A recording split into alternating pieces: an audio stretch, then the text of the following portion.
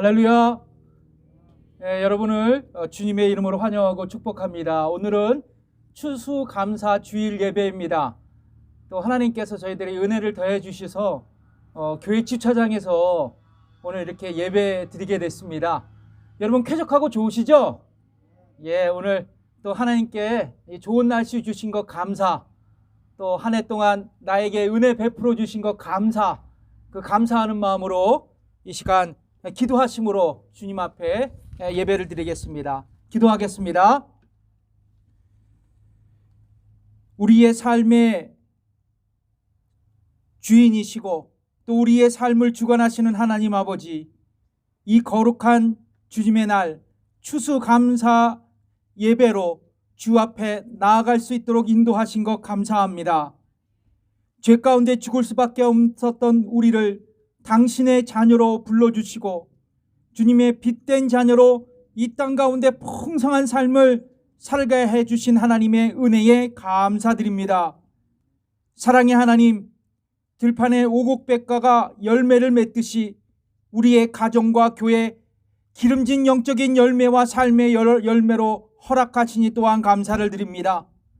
특별히 범사에 감사하라는 주님의 말씀을 저희들의 심령 속에 깊이 새기게 하옵시고 날마다 우리의 삶이 감사로 이어지게 하옵소서. 예배의 주인이 되신 하나님 아버지, 우리 교회가 믿음의 역사와 사랑의 수고가 넘치는 교회가 되기를 원합니다. 주님 오실 날을 기대하며 소망하는 교회가 되어 마지막 때 거룩함과 성결함을 잃지 않고 세상에 대해 빛과 소금의 사명을 감당하는 교회가 되길 원합니다. 더 나아가 말씀과 성령의 은혜가 충만하여 이웃복음화와 세계 선교에 힘쓰는 우리 교회가 되게 하여 주시옵소서. 감사드리는 이 예배의 시간, 우리의 시선이 주님께 집중되길 원합니다. 우리의 모든 것을 동원하여 주께 드리는 예배의 시간이 되길 원합니다. 예배 드리는 하나님의 백성 가운데 주의 진리와 성령님의 임재가 경험되어지게 하시고 우리의 심령을 말씀으로 새롭게 하여 주옵소서. 감사드리며 예수님의 이름으로 기도드립니다. 아멘. 우리 통일찬송가 25장 찬양 드리겠습니다. 통일찬송가 25장.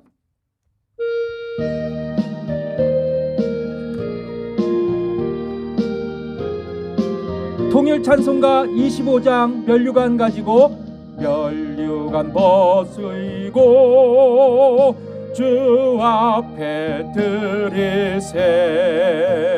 저 천사 기쁜 노래가 온 땅에 퍼지네. 내 혼아 깨어서 주 찬송하여라. 온 백성 제일 속하신 만왕의 왕일세. 면류관 가지고 주 앞에 드리세. 그 손과 몸의 상처가 영광 중 빛나네. 하늘의 천사도 그 영광 보고서 고난의 신비 알고자 늘은 뭐하도다. 면류관 가지고 주 앞에 드리세. 앞에 드리세. 온 세상 전쟁 그치고 참 평화 오겠네. 주 보좌 앞에서 온 백성 엎드려 그 한량없는 영광을 늘 찬송하겠네. 아멘. 통일찬송가 308장입니다. 통일찬송가 308장. 통일찬송가 308장 넓은 들의 익은 곡식 넓은 들에 익은 곡식 방금 물결 뒤치며 어디든지 태양 빛에 향기 진동하도다. 무르익은 저 곡식은 낯을 기다리는데 뒤에 지나가기 전에 어서 주수합시다. 수할 것 많은 때에 일꾼심이 적으니 열심히 있는 일꾼들을 주여 보내주소서. 아멘. 무르익은 저 곡식은 낯을 기다리는데 기회 지나가기 전에 어서 주수합시다. 먼동 들 때 일어나서 일찍 들에 나 황혼 때가 되기까지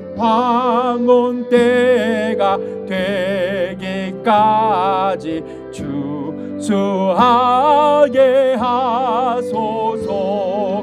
무르익은 저 곡식은 낯을 기다리는데 기회 지나가기 전에 어서 주수하. 기회 지나가기 전에 거둬들인 모든 알곡 전국 전고 드린 후 주가 베풀 잔치 자리 참여하겠네. 무르익은 저 곡식은 낯을 기다리는데 기회 지나가기 전에 어서 주수합시다. 아멘.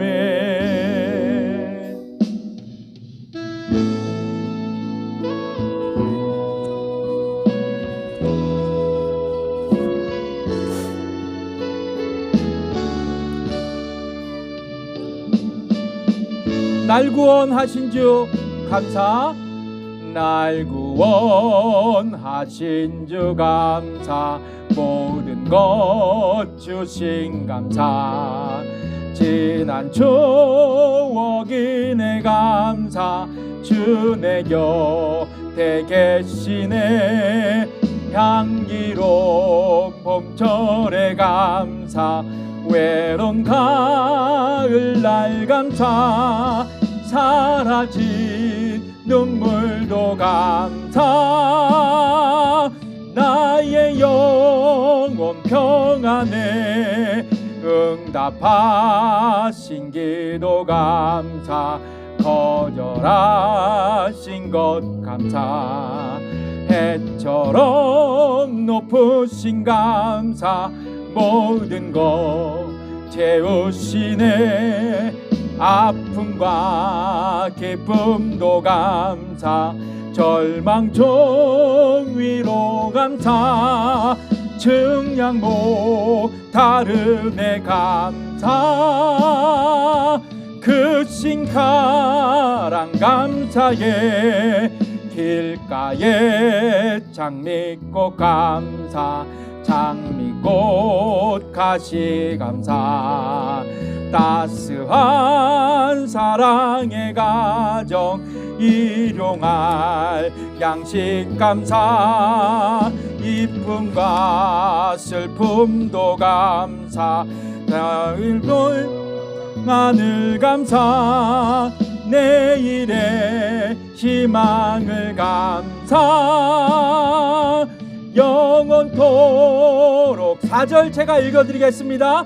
내게 건강 주 또한 연약한 감사 햇빛 주심도 감사 햇빛을 구름 또한 감사해 구름도 땀 흘리는 수고 감사 땀 흘리는 저녁에 안식 감사 저녁에 부요도 가난도 감사 부요도 가난 모든 것 다 감사해 모든 것 다 감사해.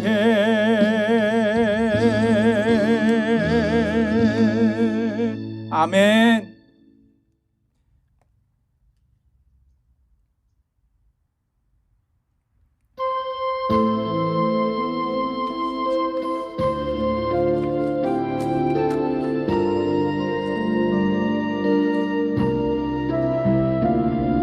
거룩하신 하나님 주께 감사드리세. 나눠드린 악보에 있습니다.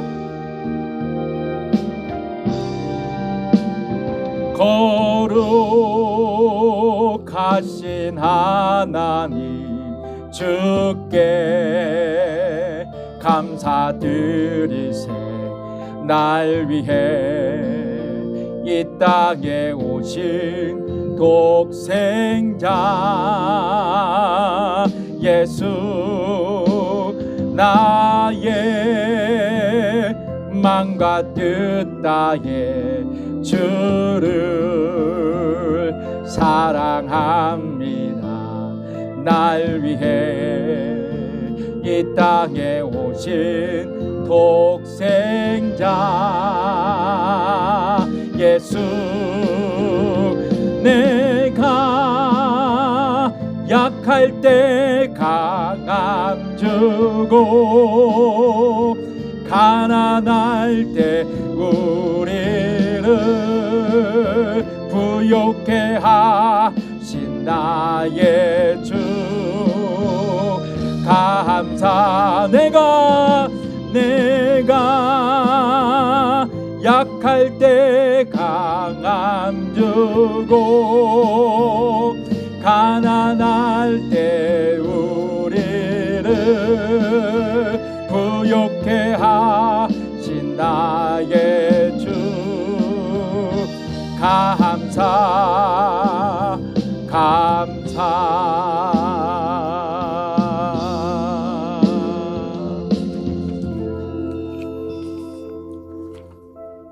우리 주보를 보시면서 우리 다 함께 공동의 기도의 제목으로 기도하겠습니다. 코비드19 백신이 속히 개발될 수 있도록 또 우리 교회 성도들이 건강하게 살아갈 수 있도록 우리 교회 성도들의 자녀들이 축복된 삶을 이어갈 수 있도록 특별히 우리 교회 모든 성도들이 이 팬데믹 시대에서 믿음으로 승리하는 우리 모든 교우가 될 수 있도록 위해서 함께 기도하시겠습니다. 기도하겠습니다. 하나님 아버지 감사합니다. 아버지 하나님 이 시간 공동의 기도의 제목 중보의 기도의 제목으로 주 앞에 올려드립니다. 코비드19 아버지 하나님 백신이 속히 개발될 수 있도록 주께서 인도하여 주옵시고 특별히 이 캘리포니아 땅 또 텍사스 땅 또 미국 곳곳에서 아버지 하나님 코비드19가 확산 중인데 주께서 아버지 하나님 기름 부어 주셔서 아버지 하나님 이 코비드19 확산이 멈춰질 수 있도록 인도하시고 우리 미국 땅의 모든 아버지 하나님 국민들이 안전하고 건강하게 살아갈 수 있도록 주께서 인도하여 주옵소서. 특별히 우리 교회 성도들이 건강하게 살아갈 수 있도록 인도하시며 우리 성도들의 자녀들이 축복된 삶을 이어갈 수 있도록 하나님 도우시고 역사해 주시옵소서. 또한 우리 교회 성도들이 아버지 하나님 믿음으로 승리하는 이 시대에 아버지 하나님 승리자가 되게 하시며 온전히 아버지 주님께 의지하며 믿음으로 나아가는 우리 교회 모든 아버지 하나님 식솔들 되게 해 주시옵소서. 감사드리며 예수님의 이름으로 기도드립니다. 아멘. 우리 찬양 드리겠습니다. 왕이신 나의 하나님,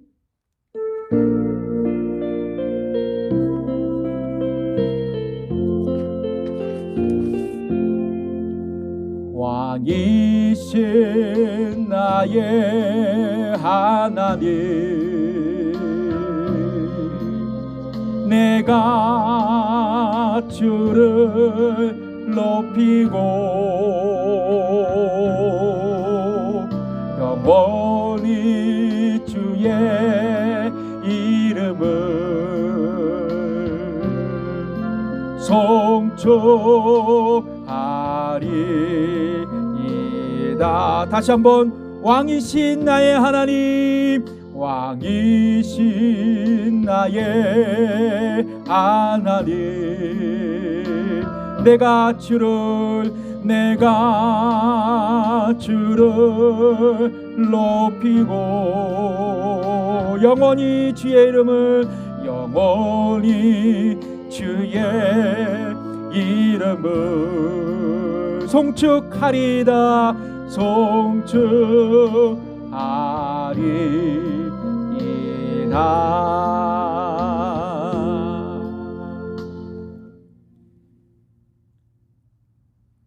하나님 아버지, 우리에게 있는 모든 것들이 주께로부터 온 것으로 고백드리며 이 시간 전하여 즐거워하는 마음으로 주 앞에 예물을 올려드립니다. 11조를 드립니다. 추수 감사의 연보로 드립니다. 그리고 주정헌금과 선교헌금으로도 드립니다. 이 시간 드린 물질 위에 축사하여 주셔서 쓰여지는 헌금마다 하나님의 영광이 되게 해 주시옵소서. 물질이 없어 마음을 드리는 우리 성도님들도 계십니다. 저들을 축복하시사 주 앞에 드릴 수 있는 삶의 여유로움도 허락해 주시옵소서. 아버지 하나님, 이 추수감사절 주일 예배에 우리가 예배하게 하심을 감사합니다. 그것도 충분한 우리의 감사의 제목이 됩니다. 주님, 우리 평생 아버지 주일 예배 가운데 하나님을 경배하며 나를 구원하신 하나님께 감격으로 찬양하는 예배자가 되게 하여 주시옵소서. 감사드리며 예수님의 이름으로 기도드립니다. 여러분 다시 한번 인사하겠습니다. 몇 분과 감사합니다. 축복합니다. 제가 안 보이시는 분들은 옆으로 살짝 그 의자를 옮겨 주시면 좋겠습니다. 제가 잘 안 보이는 분들은 감사합니다. 오늘도 어김없이 앰뷸런스가 막 울리고 그러네요. 나오면 항상 그럽니다. 여러분 이제 아시지만 이번 주일부터 코비드-19 확산에 따라 우리 세크라멘토 카운티에서 새로운 명령서가 이제 발효됐습니다. 식당은 물론 교회에서도 실내 예배 및 영업을 할 수가 없게 됐습니다. 아무래도 이 기간이 짧으면 2주 아니면 이 크리스마스 시즌까지 이어진다고 이렇게 예상들 하고 있는데요. 여러분, 그래서 저희가 이제 이번 주 이렇게 예배 드리고 다음 주까지는 야외에서 예배 드릴 수 있겠는데 12월부터는 제가 보장을 못 하겠습니다. 워낙 이제 사크라멘토 날씨가 기복이 좀 심해서, 그래서 제가 일단은 이번 주 주중에 보고 예배를 이렇게 드릴 수 있으면 이대로 광고해 드리고요. 없으면 여러분 제가 이제 그 이번 주 안에 그 드라이브 인 예배를 좀 계획할 거거든요. 미리 좀 생각을 해놨어요. 그리고 어떤 기계를 살 것인가 고민도 하고 좀 공부도 해봤습니다. 그래서 한인교회에서 좀 규모가 있는 교회에서들, 또 미국 교회에서 좀 규모 있는 교회에서들 드라이브 인 예배를 지금 하고 있는데요. 그래서 오더를 해서 오늘 도착합니다. 오늘 도착해서요. 제가 이제 무럭무럭 좀 이렇게 좀 장비를 좀 셋업을 해서 이렇게 좀 시험을 해본 다음에 이게 괜찮다 그러면, 날씨가 이제 다 돌아오는 주일에 조금 안 좋다 그러면 여러분들이 차를 몰고 차 안에서 라디오 FM 주파수를 마치고 저를 보는 가운데 차에서 예배드리는 드라이브 인 예배를 갖겠습니다. 혹시 이제 이렇게 픽업해서 여기 오시는 분들은 교회 차에 2대를 준비해 놓을 테니까요. 걱정 없이 예배 드릴 수 있도록 이 시스템을 마련해 놓겠습니다. 여러분, 현장 예배를 드라이브 인 예배로 할 수 있다는 것 여러분 기억해 주시고요. 그리고 제가 광고로 카톡으로 여러분들에게 다 개별적으로 알려드리겠습니다. 그리고 2021년 교회 달력을 제작했습니다. 그래서 아마 빠르면 11월 안에 늦으면 12월 중순까지는 여러분들의 손에 쥐어질 수 있도록 그렇게 했는데 모르겠습니다. 아직 이게 배편이나 이런 것들이 이 팬데믹 때문에 늦어질 수가 있거든요. 그래서 하여튼간 여러분들에게 빨리 이 달력을 제공하도록 하겠습니다. 그리고 우리 교회 재직회가 11월 29일 주일 예배 후에 식당에서 소셜 디스턴싱 하면서 모이겠습니다. 그래서 왜냐하면 이번에 안 모이면 저희들이 내년 계획을 할 수가 없기 때문에 불가피하게 재직회를 갖게 되었습니다. 여러분, 우리 재직들은 모두들 참여해 주시면 좋겠습니다. 예, 이 시간 하나님의 말씀을 봉독하겠습니다. 하나님 말씀은 데살로니가 전서 5장 16절에서 18절에 있는 말씀입니다.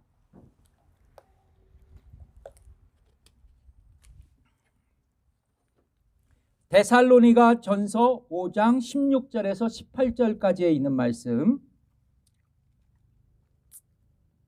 데살로니가 전서 5장 16절에서 18절까지에 있는 말씀. 항상 기뻐하라. 쉬지 말고 기도하라. 범사에 감사하라. 이는 그리스도 예수 안에서 너희를 향하신 하나님의 뜻이니라. 아멘. 오늘 본문의 말씀으로 임마누엘 교회를 향한 하나님의 명령, 임마누엘 교회를 향한 하나님의 명령이라는 제목으로 여러분과 은혜를 나누도록 하겠습니다. 여러분, 사도 바울은요, 그의 동역자인 실라와 또 그의 영적인 아들인 디모데와 함께 이 소아시아, 지금의 터키에서 제2차 선교 여행을 감행했었습니다. 그러던 중에 이 소아시아의 드로아라는 곳에서 그가 신비한 환상을 체험합니다. 그 영적인 체험은 뭐냐면 이 마게도니아 사람, 그러니까 유럽 사람, 그리스 사람이 이 바울의 꿈에 나타난 것이에요. 그래서 그 마게도니아 사람이 바울에게 마게도니아로 건너와서 우리를 도우라, 우리를 도우라, 우리를 도우라, 이런 환상을 보게 되었습니다. 사도 바울은 이 환상을 체험한 후에 그는 개꿈으로 취급하지 않았어요. 하나님께서 주시는 꿈과 환상으로 받아들이고 그는 소아시아에서의 선교 활동을 접고 이제 선교 여행의 발걸음을 유럽으로, 이 마케도니아 땅으로 옮기게 되었습니다. 그래서 이제 바울은 그의 일행들과 함께 이 드로아에서 배를 타고 지금의 에게해, 지중해와 같이 끼어 있는 이 에게해를 건너서 이제 마게도니아 땅의 작은 항구인 네아폴리로 도착하게 됩니다. 네아폴리. 이 네아폴리는 지금 현재 그리스의 까발라라는 지역이에요. 까발라라는 지역인데요. 아주 아름다운 아주 작은 항구 도시예요. 그래서 제가 성지 순례차 이 까발라를 가봤는데요. 이 까발라에 유명한 기념교회가 있습니다. 어떤 교회가 있냐면 네아폴리 바울 도착 기념교회가 있어요. 근데 거기 교회 앞에 가면 사도 바울이 네아폴리 그 땅에 첫 발을 디디는, 배에서 디디는 그 성화가 아주 근사하게 그려져 있습니다. 많은 분들이 거기서 함께 바울의 발자취를 함께 느끼면서 이 성지순례를 한 기억이 있습니다. 자, 그런데요, 바울 당시 이 마케도니아에는 중요한 두 도시가 있었습니다. 마케도니아 지역에 두 곳이 있었는데 중요한 도시가 바로 빌립보와 데살로니가였어요. 예. 이 마게도니아 땅에 수도격인 데살로니가와 그리고 그 마게도니아 땅에 가장 큰 성인 빌립보 성이 있었다는 것이죠. 자, 그런데 바울은 이 네아폴리에서 그렇게 멀지 않은, 차로 한 30분 달려가는데요. 그렇게 멀지 않은 로마 군인들이 은퇴해서 살아가는 이 빌립보, 로마의 퇴역 군인들이 살아가는 이 빌립보 지역에 가게 됩니다. 거기서 이 사도 바울은 이 옷감 장사 루디아 집사님을 만나죠. 그 루디아 집사님과 함께 이제 시간을 보내면서 성경 공부도 가르치고 복음을 전했어요. 근데 이 루디아가 그 복음을 듣고 예수님을 영접하죠. 그리고 그의 가족들도 예수님 믿고 침례를 받게 됩니다. 그리고 그 루디아 집사님의 가정에서 작은 가정교회가 시작됐어요. 그 가정교회를 우리는 빌립보 교회의 시작이라고 믿습니다. 그러니까 뭐예요? 이 루디아 집사님을 통해서 빌립보 교회가 개척된 것이죠. 자, 이제 사도 바울은 빌립보에 교회를 개척하고 이제 복음을 전하면서 사역을 하고 있었는데, 하루는 이 빌립보 지역에서 점을 치는 귀신 들린 여인이 있었어요. 아주 영한 무당이었습니다. 그래서 이 무당을 고용한 사람들이 참 경제적으로 이득을 많이 보았던 그런 일이 있었어요. 그런데 그녀에게 복음을 전하고 그녀를 치유하게 됩니다. 바울 사도가 말이죠. 그런데 그의 신통력으로 유익을 얻었던 이 주인들이 당국에 고발해요. 나의 영업을 방해했다고 말이죠. 그래서 정부 당국으로부터 이제 종교적인 핍박을 당해서 이제 빌립보 감옥에 갇히게 돼요. 저도 이제 빌립보 감옥에 갔는데요. 지금은 이제 요 앞에 청소년 그 교도소가 있잖아요. 유치장이. 이런 게 아니라 그냥 땅을 굴을 파갖고 이게 나무에다가 이렇게 가로막고 그리고 그냥 사람을 가둬주는, 그냥 짐승같이 가둬주는 곳이더라고요. 근데 그 빌립보 감옥에 투옥되게 됩니다. 그런데요, 여러분, 성경을 읽어보시면 그들이 기도하는 가운데 기적적으로 옥문이 열리고 문이 열리게 됐어요. 옥문이 열리고 그리고 그들이 이제 감옥을 나오게 되었습니다. 그리고 이 사도 바울은 어디로 가냐면 이 데살로니가로 가게 돼요. 이제 데살로니가로 가게 되는데, 이 데살로니가는 빌립보에서 차로 한 3시간 정도 가더라고요. 그런데 이 데살로니가는 여러분 알렉산더 대왕이 있죠. 이 알렉산더 대왕의 이복 누이가 있었습니다.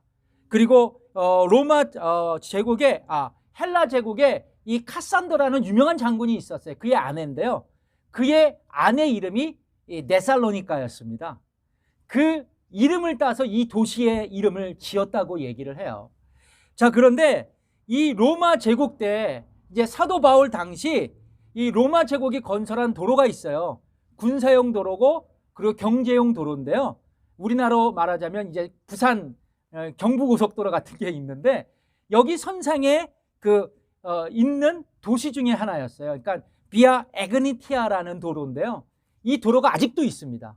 아직도 건재하게 남아 있는데 이 도로에 있었던 도시였어요. 이 데살로니가는 방금 전에도 말씀드렸지만 이 마게도니아의 캐피탈이었습니다. 약 20만 명 정도 인구가 살았어요. 그리고 지금도 가면 이 데살로니가에 큰 야외 경기장이 아직도 있습니다. 자, 그런데 이 2차 세계대전 때 그 나치가 그리스를 침공하면서 여기에 그 데살로니가에는 헬라인도 많지, 그리스 사람도 많이 있지만 그 당시 이 유대인도 굉장히 많이 살았거든요. 이 2차 세계대전 때 나치가 침공하면서 이 데살로니가에 살고 있었던 유대인 6만 명을 학살시켜요. 완전히 홀로코스트였습니다. 그만큼 처절했고 역사가 깊은 도시가 바로 이 데살로니가였어요. 그런데 이 데살로니가에 유대인 그 갑부들이 많이 살고 있었습니다. 장사치들이요. 그리고 그런 유대인들이 많이 살았던 탓에 유대인 남자 10명이 모이면 뭐를 짓게 됐어요? 옛날에 수나고게, 회당을 짓게 됐죠. 이 회당을 짓고 그 회당의 영향력은 이 데살로니가에 막당한 영향력을 끼치고 있었습니다. 그래서 사도 바울은 복음을 전하기 위해서 어디로 가냐면 데살로니가 유대인 회당에 가요. 그리고 그 회당에서 말씀을 강론하는데요, 3주 동안, 그러니까 새 안식일 동안 열심히 그곳에서 복음을 전합니다. 그 결과 어떤 일이 벌어졌냐면요, 헬라인들 그리고 그곳에 거주하는 귀족들, 그러니까 사회적으로 영향력이 있던 사람들이 복음을 듣고 회심하게 되고 예수를 믿는 역사가 일어났어요. 근데 이것을 지켜보던 사람들이 있었습니다. 바로 유일신 하나님 유대교 유대인들이었어요. 그들이 이것을 보고 이제 사도 바울을 핍박하게 됩니다.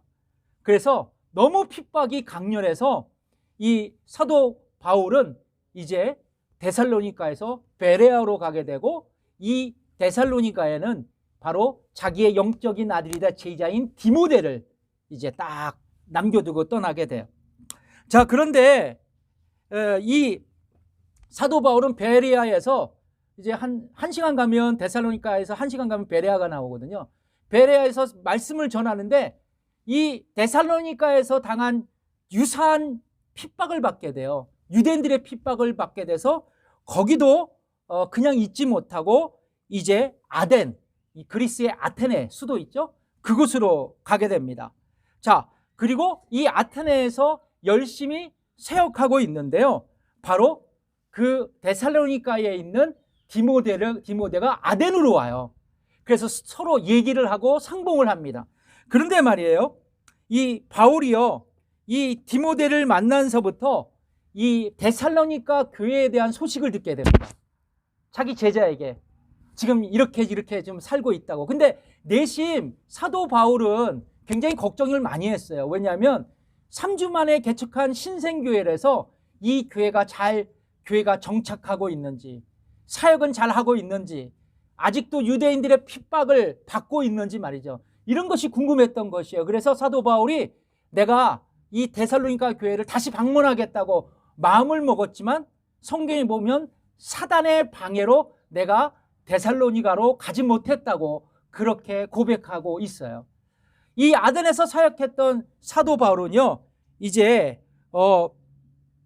이 고린도로 옮겨서 고린도에서 사역하는데, 이제 이 고린도에서 이 디모데를 데살로니가로 파송을 합니다.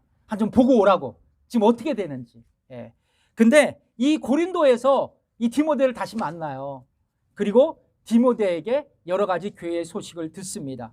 그러면서 이제 안 되겠다고, 교회는 못 가지만 편지를 써야 된다고 편지를 쓰게 됐죠.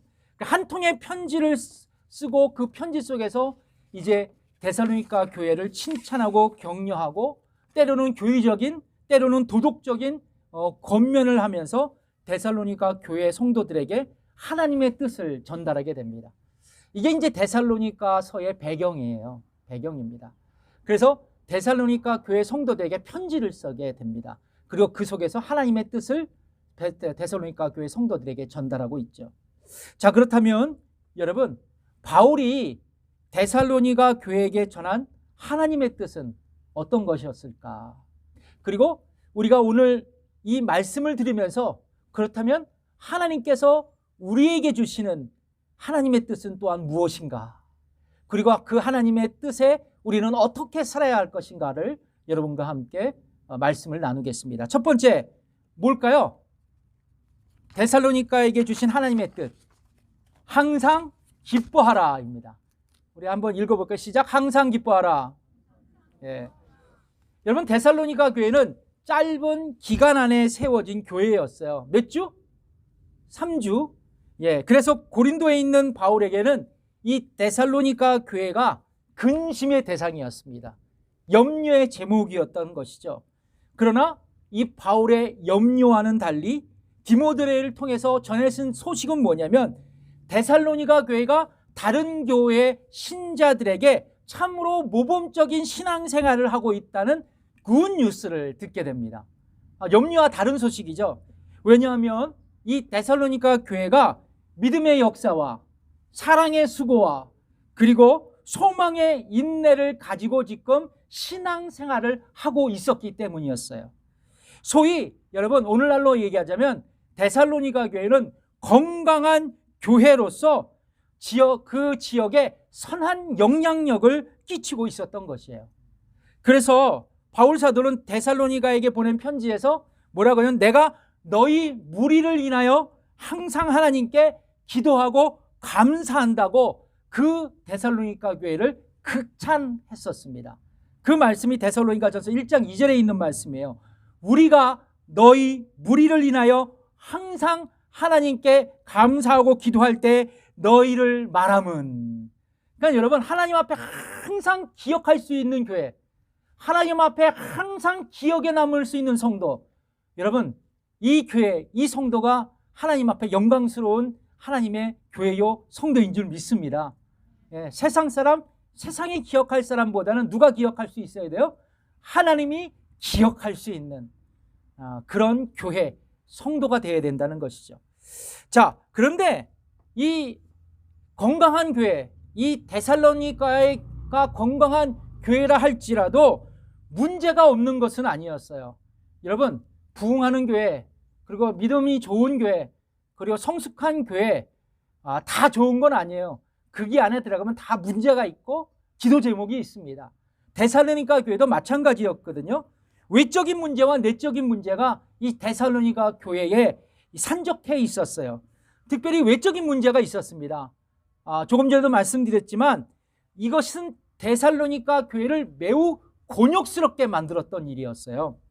조국 유대 땅에 있는 교회들이요, 유대인들에게 종교적인 핍박을 심하게 받았듯이 동일하게 데살로니가 교회도 자기 동족들인 유대인들에게 종교적인 핍박을 받고 여전히 그들이 환난 가운데 있었다는 것이죠. 바울 시대 때도 그렇고 바울이 떠난 그 시간 가운데도 종교적 핍박을 받고 있었어요. 그래서 데살로니가전서 2장 14절에 뭐라고 말씀하냐면 형제들아 너희가 그리스도 예수 안에서 유대에 있는 하나님의 교회를 본받는 자 되었으니 저희가 유대인에게서 고난을 받음과 같이 너희도 너희 나라 사람에게 동일한 것을 받았느니라. 동일하게 고난을 받았다는 것이죠. 여러분, 이런 데살로니가 교회 신자들에게 바울은 뭐라고 권면해요? 고난받고 종교적 핍박받고 쫓겨나고 교회에서도 예배만 드리지 못하고 벌판에서 아무도 없는 그 가정에서 숨은 채로 그 예배 드리는 성도들에게 뭐라고 얘기해요?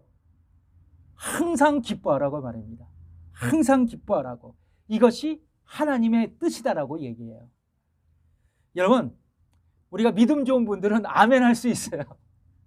그런데 여러분, 우리가 상식적으로 생각하면 환난 가운데 있을 때 또는 고난의 한복판에서 괴로워할 때 정말로 우리가 기뻐할 수 있을까요? 정말로 기뻐할 수 있을까요? 저도 자신을 못해요. 저도 인간이기 때문에 그렇습니다. 그리고 여러분, 이 주일날 보면 저는 다 봐요. 여러분들의 얼굴 보면 저분이 고난 가운데 있는지 불편한 가운데 있는지 기쁨 가운데 있는지 다 안단 말이죠. 여러분, 상식적으로 우리가 괴로워할 때 고난의 한복판에 있을 때 여러분 쉽게 기뻐할 수는 없는 것 같아요. 고통의 현실이 염려가 되고 근심이 되고 더 나아가서 이런 절박한 상황이 계속되면 내가 우울해지고 매사 의욕이 떨어지고 그리고 또 인생을 포기하고 싶을 만큼 절망감에 빠지게 되죠. 그것이 우리의 인간의 연약한 모습 같아요. 아마도 이 사도 바울 당시 데살로니가 성도들의 마음이 이 시대를 살아가는 우리의 지금 현재의 상황과도 좀 동일한 것 같아요. 우리는 지난 3월부터 이제 전 세계적인 팬데믹 상황을 맞이하고 있죠. 3월 셋째 주부터 저희들이 클로즈가 됐었습니다.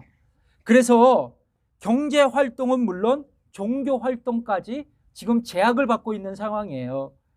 시간이 지나면 좀 나아지겠지 그렇게 생각했더니 이제 그렇지 않아요. 조정까지만 해도 주정부가 이제 실내 영업과 실내 예배를 허용했지만 다시 우리는 실내 예배를 드리지 못하고 실내 영업도 할 수가 없습니다. 저는 사실 이 명령서가 따르기 전 추수감사주일 특별 새벽 예배를 기점으로 좀 올해 연말부터 우리 교회가 좀 정상적으로 사역할 수 있는 것을 크게 기대했어요.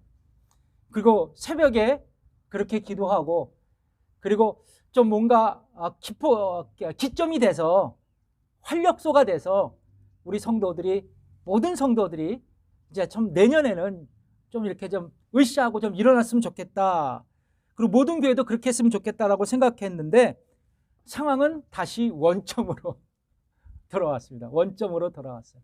예.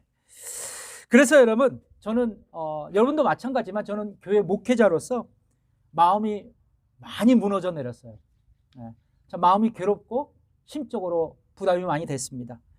왜냐하면 이 교회 현장에서 성도들과 함께 예배하고 싶고, 또 성경 공부도 하고 싶고, 또 차를 마시면서 함께 교제도 하고 싶고, 그런 마음이 너무나 절실했기 때문이었어요. 그런데 실망할 수밖에 없죠.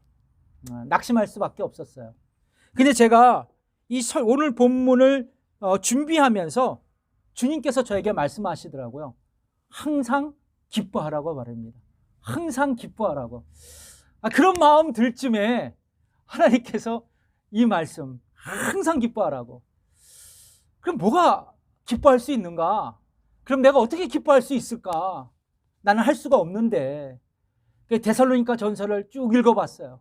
묵상해봤습니다. 그런데 그 고통 중에도, 환난 중에도 기뻐할 수 있는 영적인 비밀이 데살로니가 전서에 있더라고요. 눈에 딱 띄더라고요. 그것이 바로 데살로니가 전서 1장 6절에 있는 말씀이었어요.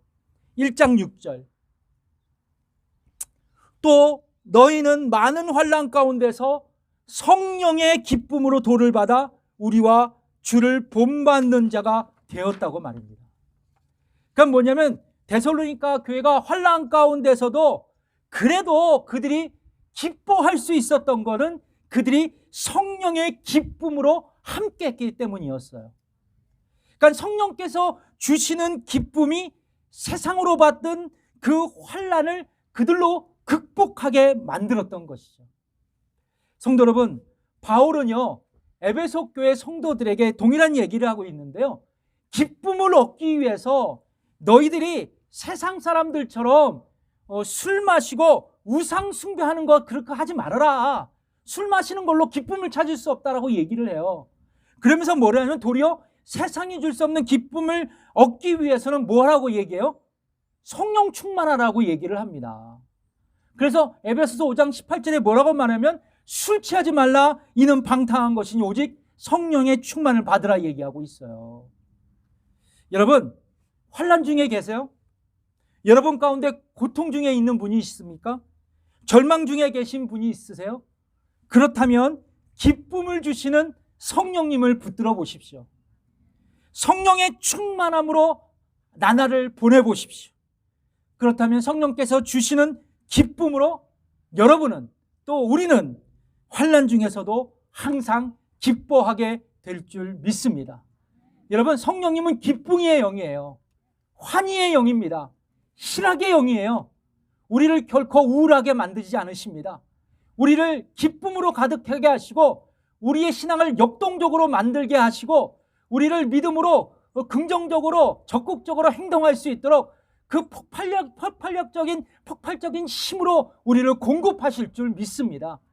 성령님의 능력이에요. 데살로니가 교회에게 전한 하나님의 뜻, 어떤 것들이 있을까요? 첫 번째 뭐요? 항상 기뻐하라. 우리가 항상 기뻐하기 위해서 뭐하라? 날마다 성령 충만하자라는 거예요. 자, 두 번째는 뭐요? 쉬지 말고 기도하라는 것입니다. 쉬지 말고 기도하라. 사도 바울은요, 큰 환난 가운데 있었던 이 데살로니가 교회를 향해서 항상 기뻐하고 동시에 쉬지 말고 기도하라고 그렇게 요청하고 있습니다. 여러분, 우리가 살다 보면 이 데살로니가 교회의 성도들과 마찬가지로 작은 환난뿐만 아니라 큰 환난을 맞이하게 되죠. 예, 맞나요? 여러 가지 다양한 환난을 만나게 된다는 것이죠. 근데 내가 감당할 수 없는 큰 어려움에 직면할 때도 있었습니다. 여러분, 이번 이 코비드19가 아마도 저와 여러분의 인생에 가장 큰 임팩트가 줄 수 있는 어려움 같아요. 난생 처음이자 이런 게요. 자, 우리는 이런 환난을 만나면 이 문제를 해결하기 위해서 다양한 방법들을 모색하죠. 때로는 주변 사람들을 찾아가기도 하고, 또 안 되면 이런저런 인간적인 방법들도 사용해 볼 수 있다는 거죠. 그러나 성경은 우리에게 이 환난의 때, 이때 필요한 것이 우리에게 기도라고 가르쳐주고 있다는 것이죠. 왜냐하면 하나님께 엎드려 기도하며 그분께 도움을 구하면 하나님께서 응답하시기 때문에 그래요.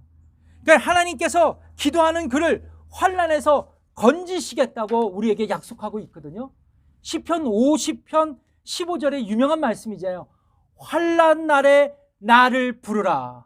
환난 날에 나를 부르라. 내가 너를 건지리니 내가 너를 영화롭게 하리라. 그래서 여러분, 궁극적으로 환난은 우리를 기도의 사람으로 되게 하는 거예요. 유명한 옥스퍼드 대학의 변증가고 철학자였던 교수였던 C.S. 루이스가 이제 차프에서 강연을 한 뒤 나오자 한 학생이 이런 질문을 했다고 합니다. 선생님, 정말로요, 하나님이 살아계시다면 이 세상에는 왜 이렇게 설명할 수 없는 수많은 고난들이 일어날 수 있을까요? 선생님, 사람이 죽고 제2차 세계전이 터져서 많은 유럽의 사람들이 세상을 떠나가고 있는데 이것을 어떻게 설명할 수 있을까요? 루이스 교수가 이렇게 대답했다고 합니다. 그렇지 않아도 사람이 교만한데 고난마저 없다면 인생은 얼마나 교만해질 수 있을까요? 그런데 하나님은, 감사한 것은 하나님은 평안한 삶 가운데서 조용히 속삭이시지만 환난 가운데, 고난 가운데 있는 사람에게는 마치 기먹은 사람에게 말하듯이 확성기로 말하시는 분이십니다. 이런 얘기를 했다 그래요. 다시 말하면 환난의 때는 하나님의 큰 음성을 듣는 시간이고, 그리고 그 음성을 듣기 위해 기도하는 시간이라는 것을 우리는 C.S. 루이스의 말을 통해서 교훈을 얻을 수 있어요. 여러분, 모든 것에 뛰어나신 하나님께서 모든 인생의 문제를 해결할 수 있는 열쇠를 쥐고 계심을 믿습니까? 그분은 인생의 해결자이세요. 인생의 문제에 열쇠를 쥐고 계신다는 것이죠. 그러면 여러분, 우리의 환난의 시간에 우리는 누구를 찾아야 된다? 하나님을 찾을 수 있어야 돼요. 그리고 거기서 우리는 기도를 배우고 거기서 우리는 응답을 체험할 수 있어요.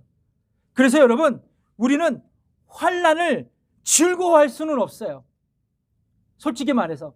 그러나 어쩌보면 우리가 나는 환난조차도 우리에게 감사의 제목이 있을 수 있다는 것이죠.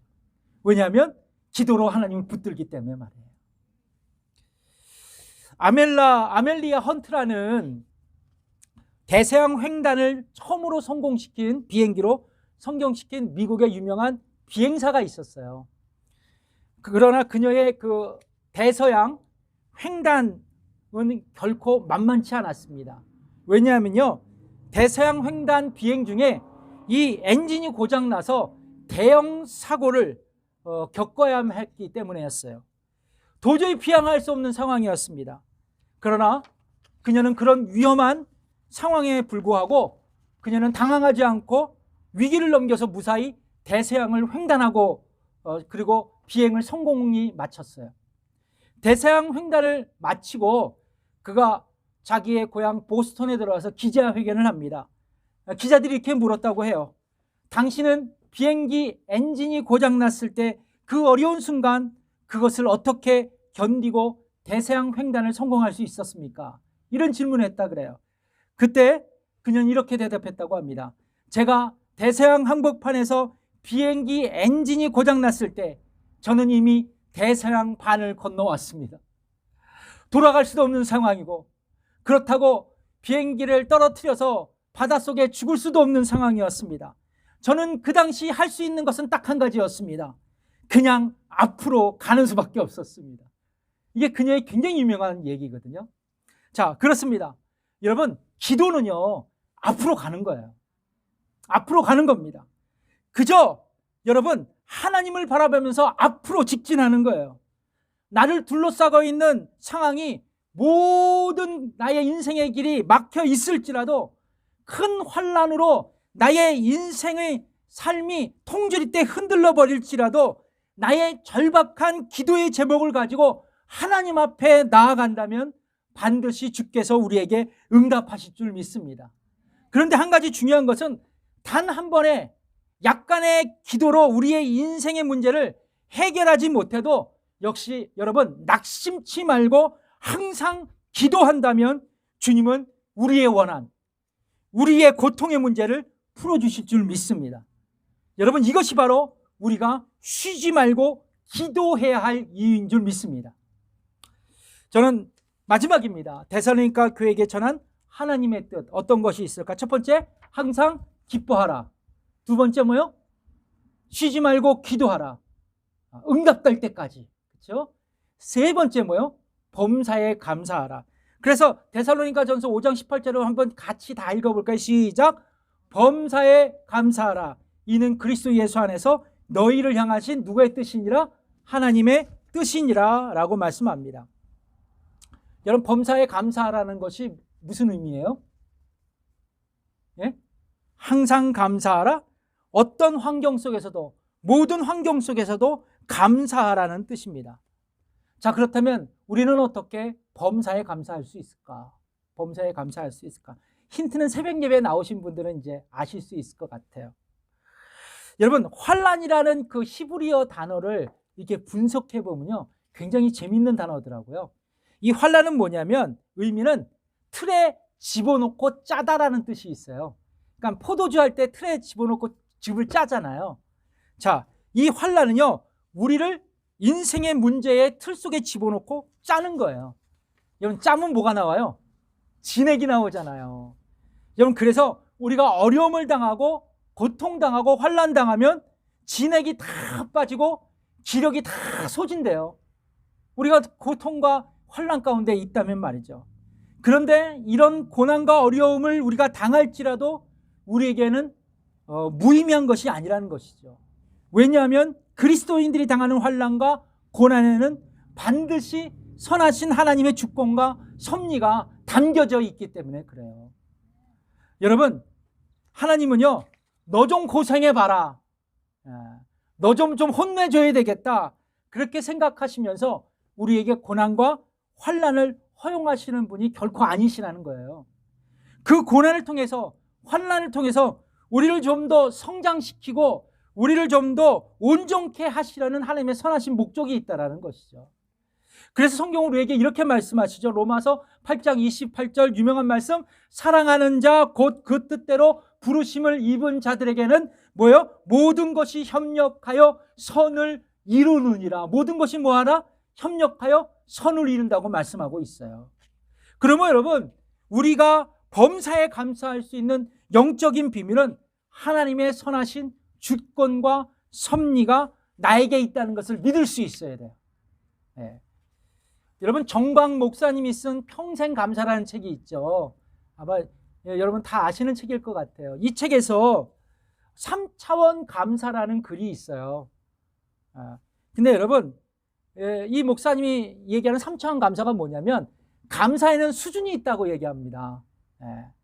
여러분, 그 감사는 수준이 있는데 1차원적인 감사는 뭐냐면 조건부 감사라 그래요. 그러니까 뭐냐면, 만약 내가 다른 사람보다 더 잘 되거나 더 많은 것을 갖게 되면 감사하는 수준이라고 얘기합니다. 그러니까 이거는 어린아이 수준의 감사라고 얘기를 해요. 2차원적인 감사가 있대요. 이 감사는 뭐냐면, 내가 무엇을 받았기 때문에 그 중에 일부를 드리는 감사의 수준이라고 합니다. 그러니까 내가 축복받은 만큼 내가 준다는 것이죠. give and take라는 거예요. 자, 인데 이것은 보통 우리의 감사의 수준이죠. 보통 사람들이 하는 감사입니다. 그럼 3차원 감사는 뭐냐면 불행을 당해도 힘들고 어려워도 일이 안 돼도 그럼에도 불구하고 감사하는 수준이라는 거예요. 이런 감사를 3차원적인 감사라 그러는데 이 3차원적 감사는 이 악조건 속에서도 모든 악조건 속에서도 하나님의 선하신 주권과 섭리가 있다는 것을 깨달을 때 바로서 이 3차원적인 감사가 시작될 수 있다고 얘기를 합니다. 여러분, 범사에 감사하기 원하세요?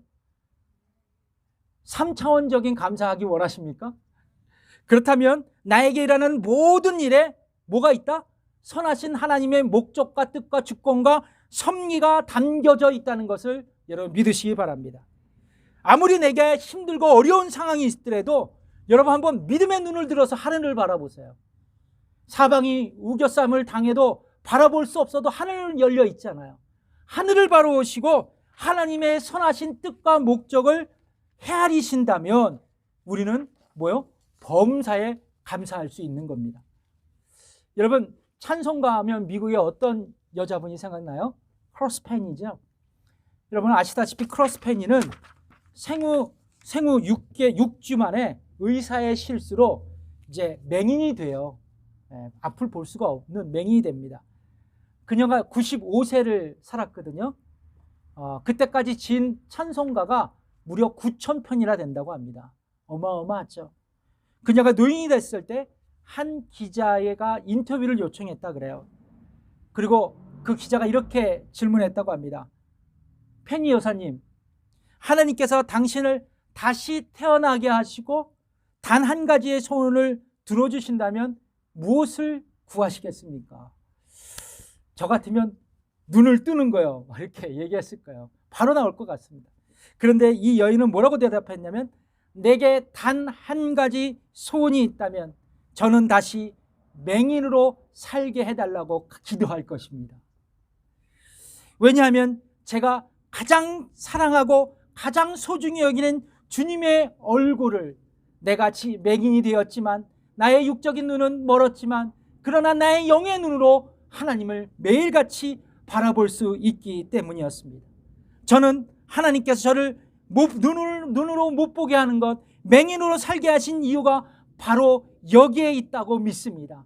분명히 믿는 것은 하나님께서 나에게 선하신 계획이 있다는 것입니다. 그래서 나는 하나님께 범사에 감사합니다. 대단한 고백 아니겠어요? 그렇습니다. 하나님의 주권과 섭리를 신뢰하는 사람은 세상에서 나는 환난에 절망하지 않고 오히려 하나님께 범사에 감사합니다. 말씀을 맺겠습니다. 우리는 코비드19라는 유례없는 그 세계적인 팬데믹 속에 살아가고 있습니다. 그야말로 환난의 시대를 걷고 있습니다. 여러분들도 마찬가지지만 설교의 서두에도 말씀드렸지만 특별히 목회자인 저에게는 굉장히 어렵고 난감한 시기입니다. 그러나 저는 오늘 이 설교를 준비하면서 분명히 환난의 때 하나님께서 우리 교회를 향한 선하신 뜻과 목적이 있음을 분명히 알게 되었습니다. 그리고 하나님께서는 그 선하신 주권과 섭리로 우리 교회를 위해 일하실 것을 확신하게 되었습니다.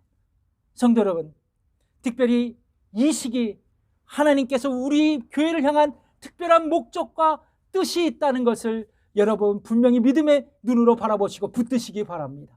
여러분의 가정도 마찬가지고 여러분의 일터도 마찬가지고 여러분의 삶도 마찬가지입니다. 그런데 우리가 주의할 것이 있습니다.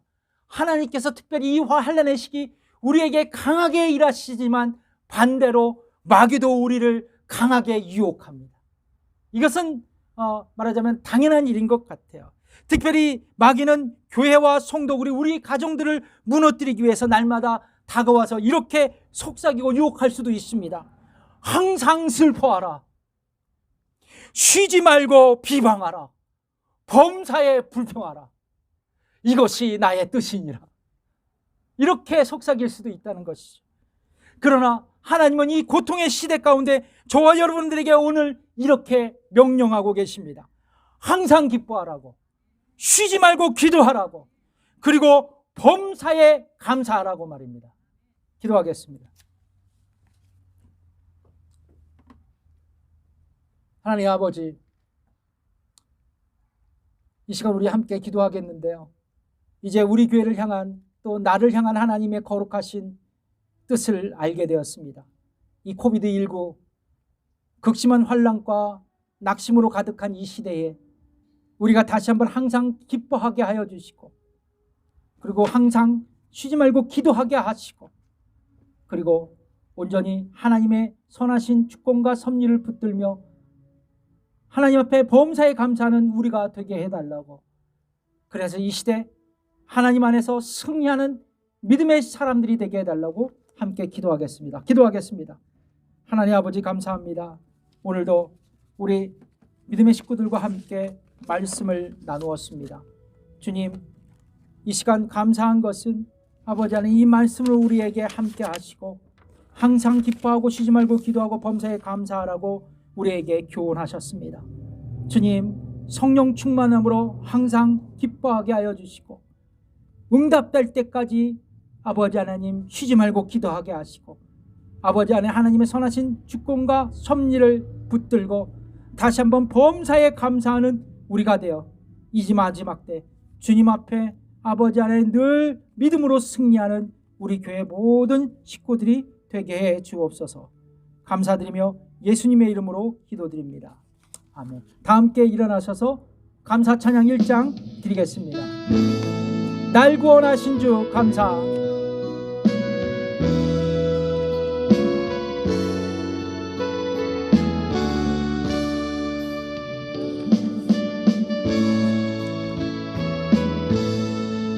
날 구원하신 주 감사. 모든 것 주신 감사. 지난 추억이 내 감사. 주 내 곁에 계시네. 향기로운 봄철의 감사. 외로운 가을 날 감사. 사라진 눈물도 감사. 나의 영혼 평안해. 아멘. 이제는 우리 주 예수 그리스도의 은혜와 하나님의 무한하신 그 사랑과 성령의 감화 교통 역사하심이 오늘 예배드리고 돌아가는 성도들과 가정들과 저들의 일터위에 지금부터 영까지 함께 하시기를 간절히 축원하옵나이다. 아멘.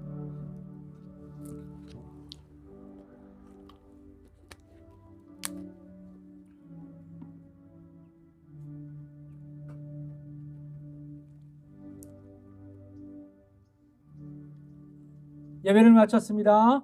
감사합니다.